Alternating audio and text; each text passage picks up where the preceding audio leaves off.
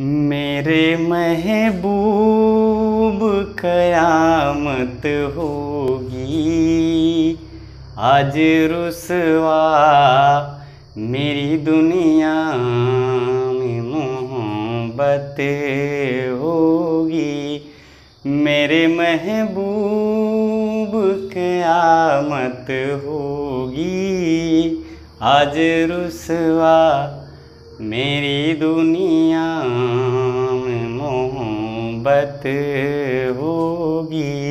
Hello दोस्तों, नमस्कार। कैसे हैं आप सभी? ठीक ठाक हैं? मैं आशा करता हूं कि आप लोग बहुत ठीक ठाक होंगे। दोस्तों, मैं आप सभी लोगों का स्वागत करता हूं आप लोगों के बहुत ही बेहतरीन चैनल EX स्टडी पर। स्वागत करते हैं उन दोस्तों का जो अभी इस चैनल से नए नए जुड़े हैं। मैं उन लोगों का भी स्वागत करता हूं जो पहले से भी जुड़े हैं। दोस्तों, आज हम आपके सामने एक नए क्लास के साथ और एक नई एनर्जी के साथ बेहतरीन तरीके से पढ़ाने के लिए आपके सामने उपस्थित हुआ हूं। आशा करते हैं कि आप लोग बहुत बेहतरीन तरीके से पढ़ेंगे। और आज का जो क्लास है दोस्तों, आज के समय बहुत ही इम्पोर्टेंट चीज़, जैसा कि आप लोगों को शायद जानकारी भी होगी, आज के समय में सबसे बेहतरीन चीज़ और इस ब्रह्मांड में सबसे ज़्यादा जिस चीज़ की आवश्यकता है उस चीज का नाम है इंग्लिश। दोस्तों, आज का ऐसा कोई क्षेत्र नहीं है जहां पर इंग्लिश की जरूरत ना हो। हर क्षेत्र पर आपको इंग्लिश मिलेगी, इसलिए इंग्लिश के बारे में जानना बहुत ही जरूरी है। इसलिए आज आपके लिए बहुत ही बेहतरीन टॉपिक इंग्लिश लाया गया है, ताकि आप अपने जीवन में अच्छे तरीके से सीख करके आगे बढ़ें। दोस्तों, मैं स्वागत करता हूं आप लोगों का इस क्लास में और इस अपने बेहतरीन YouTube चैनल EX स्टडी पर। दोस्तों, मैं स्टार्ट करने वाला हूं। आज का जो क्लास है वो इंग्लिश में सबसे पहले आपको स्टार्ट किया जाएगा ग्रामर, क्योंकि हर व्यक्ति का सबसे जो वीक पॉइंट होता है वो ग्रामर होता है। पढ़ लिख तो सब लेते हैं लेकिन समझ नहीं पाते हैं। इसलिए हम चाहते हैं कि अगर आपका ग्रामर बेस मजबूत रहेगा तो आपको कभी भी कोई दिक्कत नहीं होगी इंग्लिश में। ध्यान रखिएगा, ग्रामर यदि आपका तैयार है तो आपको इंग्लिश में कभी भी कोई दिक्कत नहीं होगी। तो हम स्टार्ट करते हैं सबसे पहले ग्रामर में जो मेन पॉइंट है वो चीजें हम स्टार्ट करेंगे। ध्यान दीजिएगा, ग्रामर का सबसे मेन पॉइंट है ट्रांसलेशन स्टार्ट करने से पहले बहुत से लोग ये शिकायत करते हैं कि मेरा ट्रांसलेशन कंप्लीट नहीं है, समझ में नहीं आता किस टेंस में क्या करें। जैसे हमें किसी से बात करनी है तो कैसे हम उसका प्रयोग करें। बहुत सारी चीज़ें हैं, बहुत सारे लोग बताते हैं कि हमें ये दिक्कत है वो दिक्कत है। तो मैं आपको विश्वास दिलाता हूँ कि आज के बाद आपको कोई दिक्कत नहीं होगी, क्योंकि ये ऐसा क्लास है, ऐसी ट्रिक से ऐसे बेहतरीन तरीके से आपको पढ़ाया जाएगा, कोई दिक्कत नहीं होगी आपको। तो मैं आशा करता हूं कि आप लोग पढ़ने के लिए बिल्कुल रेडी हैं और तैयार हैं। तो चलिए स्टार्ट करते हैं। आपका इंग्लिश का जो पहला पोर्शन है वो ग्रामर है। आज का फर्स्ट पार्ट इंग्लिश का आप बेहतरीन तरीके से इसको पढ़िएगा ताकि आने वाले समय में आपको कोई दिक्कत ना हो। चलिए दोस्तों, स्टार्ट करते हैं ग्रामर का हिंदी जो अर्थ होता है वो होता है व्याकरण। जैसा कि नाम से ही स्पष्ट है, व्याकरण एक ऐसा अध्याय है जिससे हम किसी चीज को, किसी भाषा को अच्छी तरीके से लिखना, समझना और बोलना सीखते हैं। जिससे अर्थात व्याकरण एक ऐसा सब्जेक्ट है जहां से हम किसी चीज के बारे में अच्छी तरीके से लिखना, पढ़ना, तौर तरीके हम जानते हैं। तो चलिए स्टार्ट करते हैं व्याकरण में जो मेन चीज है सबसे पहले वहां से स्टार्ट करेंगे। हमने आपको पहले ही बताया था कि हर चीज के लिए सबसे पहले बेस जरूरी है। बेस मतलब होता है आधार, नींव। अगर आपकी नींव मजबूत है तो आप जीवन में बहुत आगे जाएंगे। दोस्तों ध्यान रखिएगा, यदि आपका बेस मजबूत है तो बहुत आगे जाएंगे आप। तो हम बिल्कुल स्टार्ट करते हैं आपको बेस से, बहुत मजा आएगा, क्योंकि ये ऐसा क्लास ही है। क्योंकि अगर आप निश्चिंत रहेंगे, ध्यान रखिएगा, अगर निश्चिंत हो काम करेंगे तो बहुत आगे जाएंगे। तो यहाँ पे कोई टेंशन नहीं लेनी है, व्याकरण सबसे इजी है, सबसे इजी व्याकरण। कुछ लोग सोचते हैं बड़ा महंगा है, बड़ा ये जो है बड़ा टॉपिक का टफ है, बहुत दिक्कत होगी। तो ऐसा कुछ नहीं, सबसे इजी। ठान लो तो जीत है और मान लो तो हार है। मतलब अगर हम ठान लेंगे तो यहां से हमें जीत मिलने वाली है। तो हमें ठानना मानना नहीं है, ध्यान रखिएगा। तो यहां से अगर हम ठान लेंगे तो हमारी जीत होने वाली है। अब स्टार्ट करते हैं व्याकरण। व्याकरण का सबसे पहला पॉइंट है कि हम सबसे पहले जानेंगे यहां पे व्याकरण में स्टार्ट करते, बिल्कुल बेस से स्टार्ट कर रहे हैं। सबसे पहले सब्जेक्ट। सब्जेक्ट मतलब होता है कर्ता। अब कर्ता क्या होता है, ध्यान दीजिएगा। कर्ता मतलब होता है कार्य करने वाला। जो कार्य को करता है वही कर्ता कहलाता है, ठीक है ना। जिसके द्वारा कार्य किया जाता है वही क्या होता है, कर्ता होता है। चलिए देखिए, कर्ता की जो मेन परिभाषा होती है कि जिसके द्वारा कार्य किया जाता है उसे हम क्या कहते हैं, कर्ता कहते हैं। जैसे इस समय आप लोग बैठ के पढ़ रहे हैं तो ये आपका कार्य है पढ़ना, लेकिन कौन कर रहा है कार्य, मान लीजिए हम कर रहे हैं तो कर्ता कौन हुआ, हम हुए। जैसे मैं घर जाता हूं, कौन घर जाता है, मैं जाता हूं, यानी कार्य कौन कर रहा है, मैं कर रहा हूं। जैसे अभी अपने यहां शादी विवाह या फिर और कोई फंक्शन पड़ता है तो बहुत सारे लोग कहते हैं भैया हमारे यहां इतने कार्यकर्ता हैं। कार्यकर्ता मतलब कार्य को करने वाले। तो सेम कंडीशन यहां पे वही लागू होती है कि जो कार्य करता है, जो कार्य जिसके द्वारा कार्य किया जाता है उसे ही हम कर्ता कहते हैं, ठीक है ना। तो हमें आशा है कि आप लोगों को क्लियर हो गया होगा सब्जेक्ट किसे कहते हैं, कर्ता किसे कहते हैं। तो आप ये प्रयास करिए कि इसको नोट कर लीजिए कि जिसके द्वारा, अब यहां लिखवाएंगे तो हमें बहुत समय लगेगा, तो प्रयास ये करिए कि हम बता रहे हैं, आप लोग लिख लीजिए कि जिसके द्वारा कार्य किया जाता है, जिसके द्वारा कार्य किया जाता है उसका कहते हैं कर्ता कहते हैं। या फिर हम लिख देते हैं, चलिए, जिसके द्वारा कार्य किया जाता है उसे कर्ता कहते हैं। कर्ता अर्थात सब्जेक्ट कहते हैं। जैसे मैं पढ़ता हूं, अब यहां पर लिखा है तो कर्ता कौन होगा, कि कौन कार्य करता है, मैं कार्य करता हूं, तो यहां पे कर्ता कौन हो गया, मैं। ये हो गया आपका कर्ता। जैसे कहा जाए वह घर जाता है, तो कौन घर जाता है, वह जाता है, अर्थात कर्ता कौन हुआ, वह हुआ। ऐसे ही आपको बहुत सारे कार्य मिलेंगे। जैसे गाड़ी जा रही है तो कर्ता कौन हुआ, गाड़ी जा रही है ना, मतलब कौन जा रहा है, गाड़ी जा रही है, तो यहाँ पे कर्ता कौन हुआ, गाड़ी हुई। इस जैसे कहा जाए चिड़िया उड़ रही है, अब यहाँ पे चिड़िया उड़ रही, कौन उड़ रही है, चिड़िया उड़ रही है, तो यहाँ पे कर्ता कौन हुआ, चिड़िया हुई। ना कि वहां पे ज्यादा परेशान ना होइएगा, ये ध्यान रखिए। अगर कर्ता पता करना है आपको, कर्ता पता करना है तो ध्यान रखिए हमेशा वाक्य में कौन लगा दीजिए। वाक्य में कौन लगा देंगे तुरंत कर्ता क्लियर हो जाएगा। जैसे कहा जाए मैं विद्यालय जाता हूं, तो कौन विद्यालय जाता है, मैं जाता हूं। जैसे तुम पढ़ते हो, कौन पढ़ता है, तुम पढ़ते हो। सीधा सीधा बिल्कुल अगर कौन लगाए तुरंत आपको, ये आपके लिए शॉर्ट ट्रिक है, ध्यान रखिएगा, ये तुरंत आपके समझ में। अगर आप कौन लगाए वाक्य में तुरंत आपको कर्ता मिल जाएगा। तो ध्यान रखिएगा, कर्ता पता करने के नहीं लिखेंगे इसको, कर्ता पता करने के लिए आप वाक्य में कौन लगा दीजिएगा, आपको तुरंत कर्ता पता चलेगा, ठीक है। देखिए अब यहां से आपको पढ़ना है सेकंड जो है आपका, पहला आपने कर्ता पढ़ा, अब दूसरा आप पढ़ने चल रहे हैं वर्ब। वर्ब मतलब क्या होता है, क्रिया। क्रिया, वर्ब मतलब होता है क्रिया। अब क्रिया क्या होती है, वर्ब क्या होता है, क्रिया जिसके द्वारा जो कार्य करता है, यानी कर्ता के द्वारा जो कार्य किया जाता है उसे हम क्या कहते हैं, क्रिया कहते हैं। कर्ता के द्वारा जो कार्य, जैसे हम पढ़ा रहे हैं तो हमारा कार्य क्या है, पढ़ाना। मेरे द्वारा क्या कार्य किया जा रहा है, पढ़ाया जा रहा है, इसलिए यहां पे क्रिया क्या हो गई, पढ़ाना।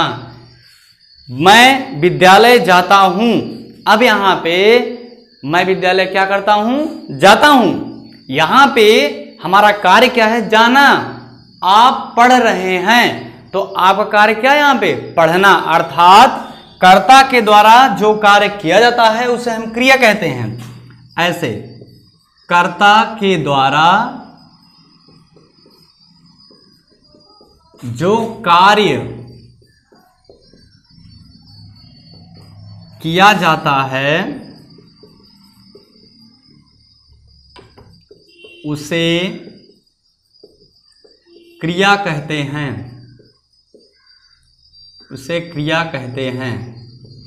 जैसे एग्जाम्पल के लिए जैसे कहा जाए, मैं बगीचे में खेलता हूं। अब यहां पे कर्ता कौन हुआ सबसे पहले?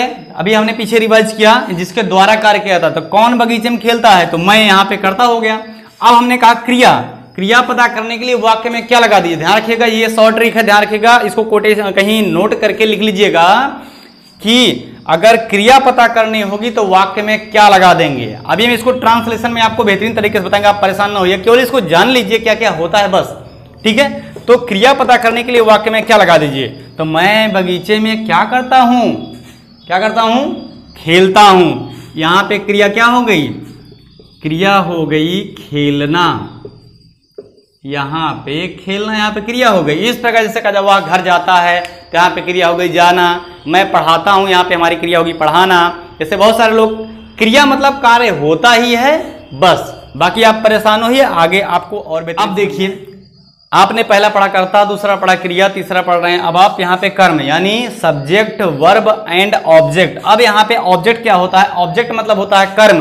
कर्म क्या होता है कि कर्ता और क्रिया को छोड़ करके, यानी किसी वाक्य में कर्ता और क्रिया को छोड़ करके शेष जो बचता है वो कर्म में ही आता है, ठीक है। जैसे कहा जाए, पहले इसकी परिभाषा लिख लो, जो भी डेफिनेशन होती है, कर्ता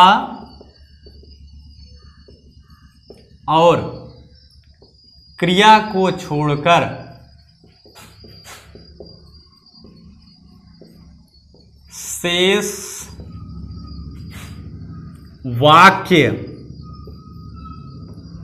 शेष वाक्य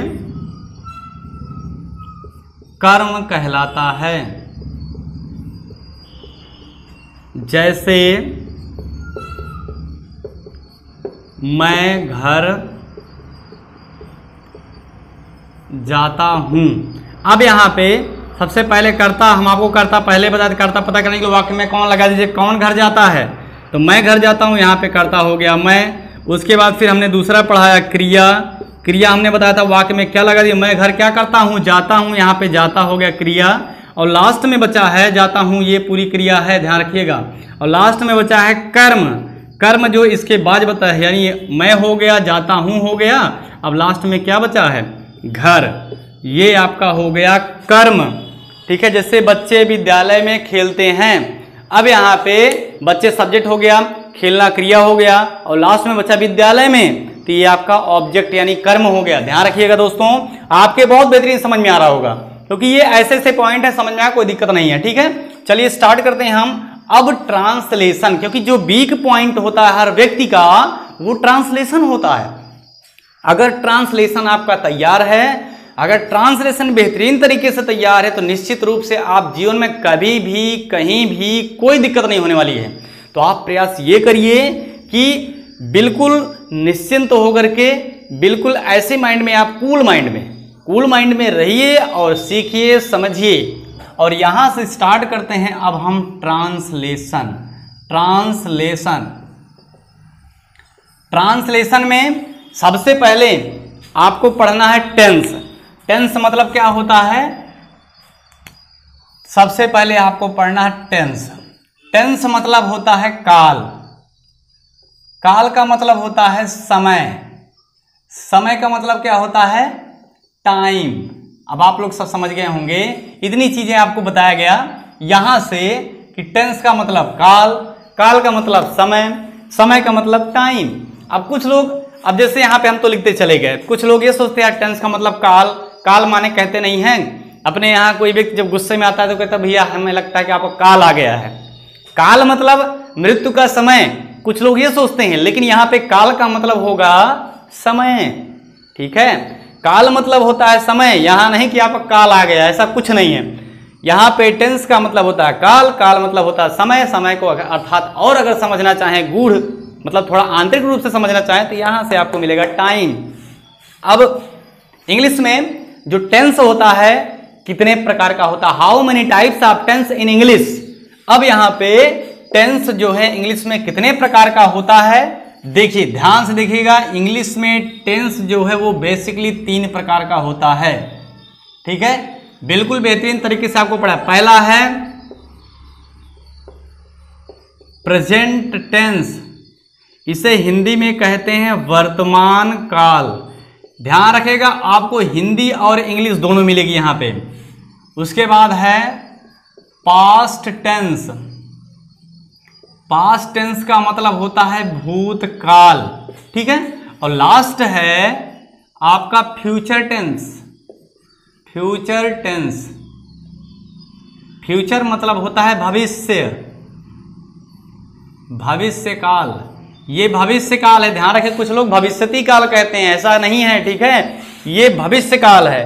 तो टेंस आपके 3 टाइप के होते हैं। Tense has 3 type, first present tense, second past tense और थर्ड है आपका फ्यूचर टेंस, यानी वर्तमान काल, भूतकाल, भविष्य काल। अब वर्तमान काल क्या होता है, भूतकाल क्या होता है, भविष्य काल क्या होता है, पहले इसके बारे में जानिए, क्योंकि हम आपको बिल्कुल बेस से पढ़ा रहे हैं। ध्यान रखिएगा, आप इतना बेहतरीन तरीके से पढ़ेंगे कि बेहतरीन समझ में आएगा। ठीक है, मैं आशा करता हूं कि आप लोगों के बहुत बेहतरीन समझ में आ रहा होगा। दोस्तों, मैं ये रिक्वेस्ट करता हूं कि जो दोस्त अभी अभी इस चैनल के माध्यम से जुड़े हैं, मैं उनसे रिक्वेस्ट करता हूं कि आप लोग चैनल को सब्सक्राइब करिए, लाइक करिए, शेयर करिए। और जो दोस्तों को कोई दिक्कत परेशानी दिक्कत होती है, आप बिल्कुल कमेंट करिए, कोई दिक्कत नहीं, यहाँ से उसको सॉल्व किया जाएगा, या फिर नेक्स्ट वीडियो में आपको आपकी समस्याओं का समाधान किया जाएगा यहाँ से। तो यहाँ से प्रयास यही है कि आपको कोई दिक्कत ना हो। चलिए, अब यहाँ से एक एक टेंस के बारे में हम अच्छी तरीके से सीखेंगे। तो सबसे पहले स्टार्ट करते हैं हम प्रेजेंट टेंस। ठीक है, प्रेजेंट टेंस के बारे में हम देखेंगे। अब स्टार्ट करते हैं यहाँ से। पहला टेंस है प्रेजेंट टेंस। प्रेजेंट टेंस यानी वर्तमान काल।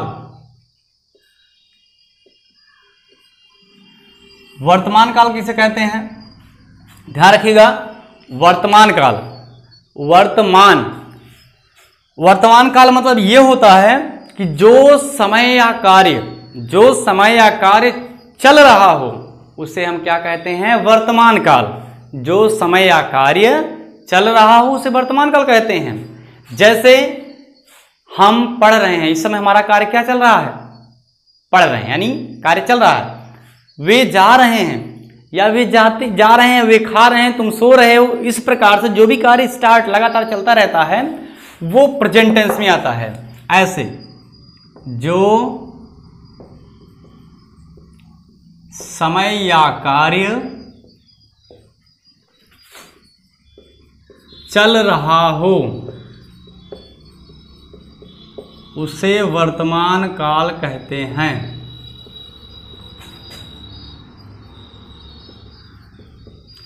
जैसे तुम किताब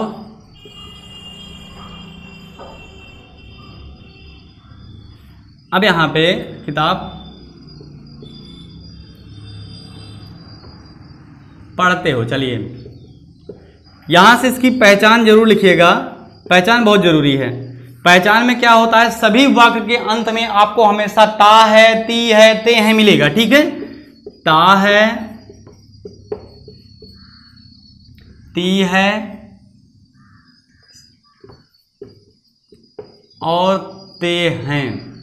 ये 3 चीजें, या फिर ता है, ती है, ते हैं, ऐसे आपको मिल, जैसे वह जाता है, तुम खाते हो, वे आते हैं। बिल्कुल सिंपल तरीका है कि आप इसी पहचान से याद कर लीजिए कि जो समय या कार्य चल रहा हो उसे वर्तमान काल कहते हैं। इसकी पहचान क्या है, वाक्य के अंत में आपको मिलेगा ता है, ती है, ते हैं।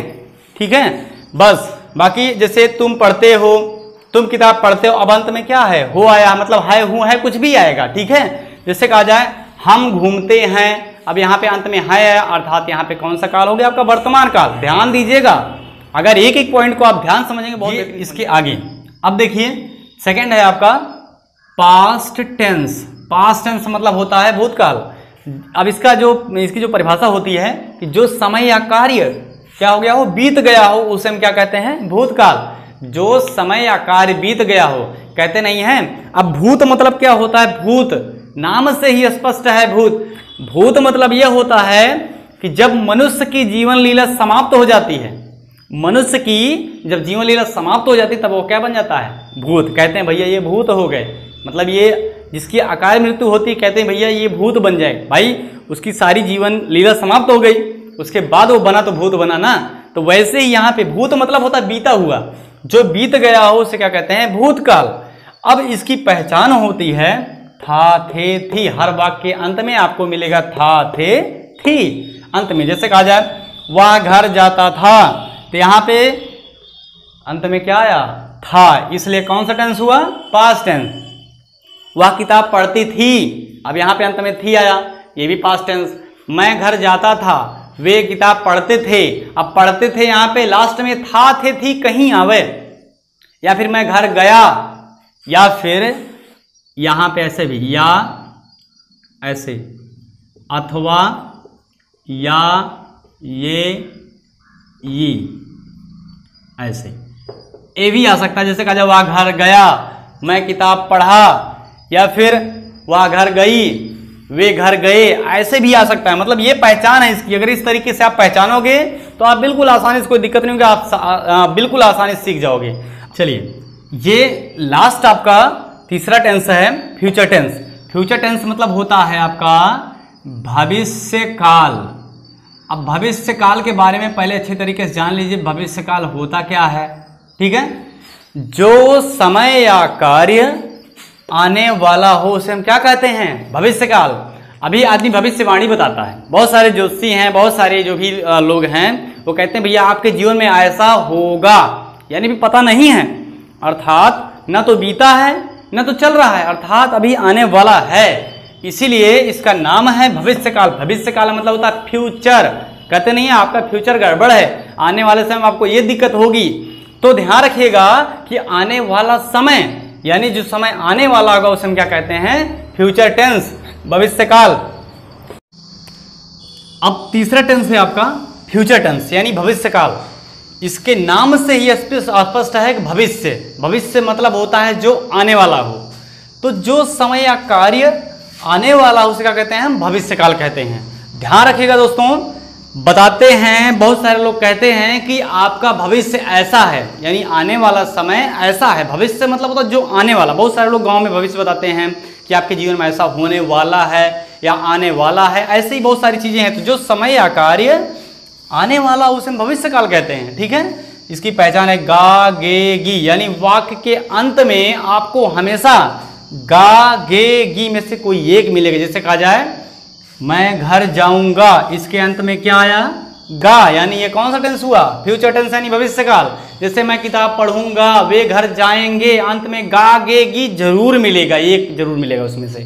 तो ध्यान रखिएगा दोस्तों, अगर ये चीजें आपकी बेहतरीन तरीके से ट्रांसलेशन अगर आपका तैयार हो गया तो जीवन में आपको कभी भी कहीं भी कोई व्यक्ति फेल नहीं कर सकता। ठीक है, बाकी अब आज का ये क्लास यहीं तक, शेष नेक्स्ट वीडियो में। और मेरे उन सभी दोस्तों से जो नए नए अभी इस चैनल से जुड़े हुए हैं, मैं रिक्वेस्ट करता हूं कि आप लोग अगर पसंद आया हो वीडियो तो बिल्कुल लाइक करिए, शेयर करिए, सब्सक्राइब करिए, ताकि हम लोगों का उत्साहवर्धन हो सके और आपके लिए बेहतरीन से बेहतरीन ट्रिक के जो भी क्वेश्चन हैं, जो भी ट्रांसलेशन है, जो भी अन्य क्लासेस हैं आपको मिलती रहें। बाकी इन्हीं बातों के साथ मैं आपसे नेक्स्ट वीडियो में मिलूंगा। तब तक के लिए बेस्ट आप लोग, थैंक यू वेरी मच।